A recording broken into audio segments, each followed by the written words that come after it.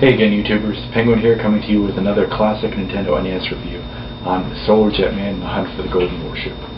Made in 1990 by Rare and released by Trade West in the US. This is a interstellar space shooter, and it's a very fun game, very challenging game, as many other Rare games were. And let's take a look at this classic game and see some of its great gameplay. Alright, here we are taking a look at Solar Jetman and the Hunt for the Golden Warship on the Nintendo Entertainment System. Got the title screen there, a little light bulb flying around in the sky.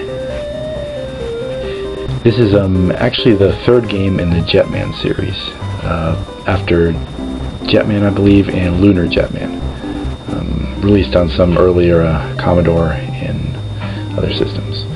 First planet we're approaching here is Preludon, which it looks a lot like Earth. It's got a watery surface, green grass, everything like that. But here you have your mothership coming down, landing on the planet. And then you come out of here in your little jet pod. Got a neat little, very nice animated scene right here when you're blasting off from your mothership. Alright, and this is a multi-directional shooter. It's a thruster-based game. And the laws of gravity do apply. Every planet has a different gravity level, which the gravity can be the bane of this game. If you want to say one thing bad about this game, it's that the gravity can be quite brutal at times. And although when you're flying around in your ship, the effects of inertia do not work, but drag and friction is not an option. So in order to slow down, you have to turn around and reverse your thrust. Up here, you just saw me go into a little portal up here. This is actually a secret bonus level where you get to collect gems.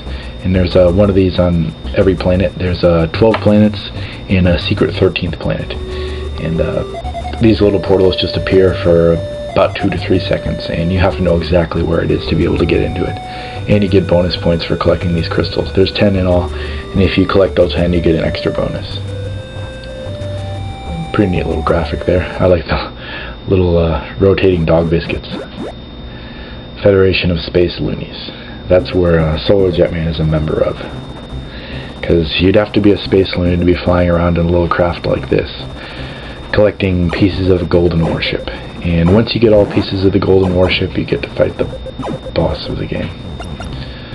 Well, you can see right there that these guys are pretty annoying, because they close their little clamper things and then you can't shoot them. You'll run into plenty of them during the game, but when you lose your spacecraft, you turn into just a little Jetman flying around like this. And if you can make it back to your ship and the mothership, you can get a new Solar Jetman craft without having to use one of your lives. So I'm going to fly up here, get another ship, and then go back down and get my shields.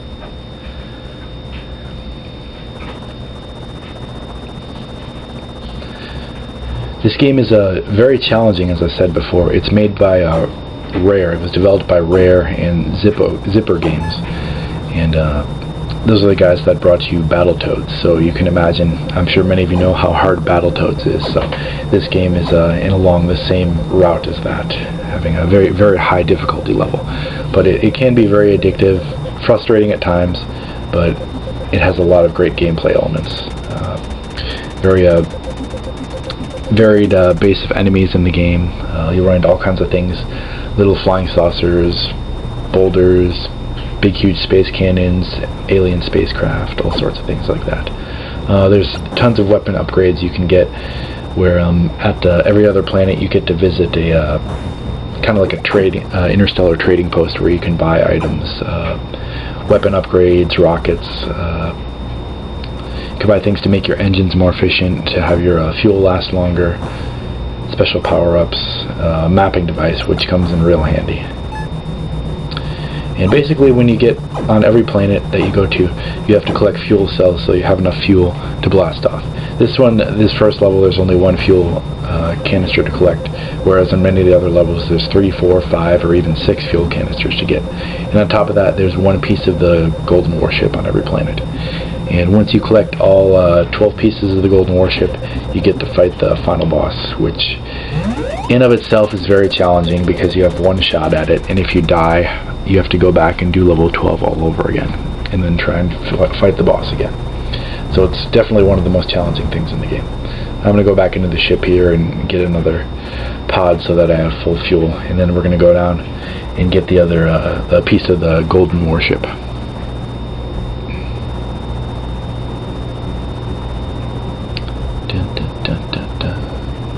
Down here there's going to be another one of these little portals, except this one's going to be orange. And once you've collected all the fuel cells, you can go inside the orange portal and get the piece of the Golden Warship. Which it's in a little blue box that looks kind of like a carnival tent. And that little blinking symbol to the right there, that is called a wormhole. And the wormholes can be used to transport items and levels to your spacecraft, and you'll make very good use of those throughout the game. Also, if your ship is destroyed and you are just your little Jetman guy flying around, if you go into a wormhole like that, you will be transported back to your mothership, and you will get a new jet pod.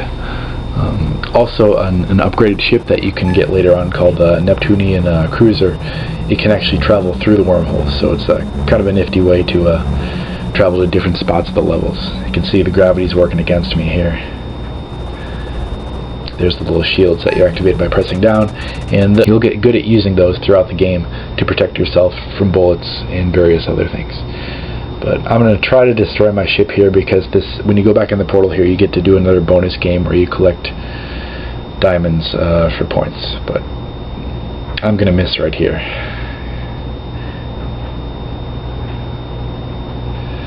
Whoops, didn't want to do that, but oh well. If you destroy your ship before you go in there, it's a lot easier to navigate with your Jetman rather than using the ship, because the ship's a little more unreliable and uncontrollable. But I'm going to do my best to collect as many gems as I can in 10 seconds. Who puts giant steel plates in the middle of space anyways? That doesn't make any sense. But whatever. Can't quite get them all. Damn, out of time. Oh well. Got a few at least. And I got 6, so I got a little bit of points. So now we're going to go back into the mothership, and we get to blast off to the next planet and see this sweet little takeoff scene here. This is one of my favorite little parts of the game, where you go in this little part coming up here. And after we go through this little cutscene, when we go through a time warp, we'll get to the shop where you get to buy your weapon upgrades and tools. And well, that's pretty much it for my review on this. I'd go a little bit more into detail on it, but I don't want to keep you guys too long, and I'd rather have you check out the game for yourselves. I give Solar Jetman a 9.0 out of 10. It's got great graphics, very intuitive gameplay. The challenge factor is definitely a 10 out of 10. But it's a great game, and if you've never played it before, I would highly recommend getting it. It's very cheap to find, so pick it up. This has been Penguin for Penguin Nintendo Age, signing off.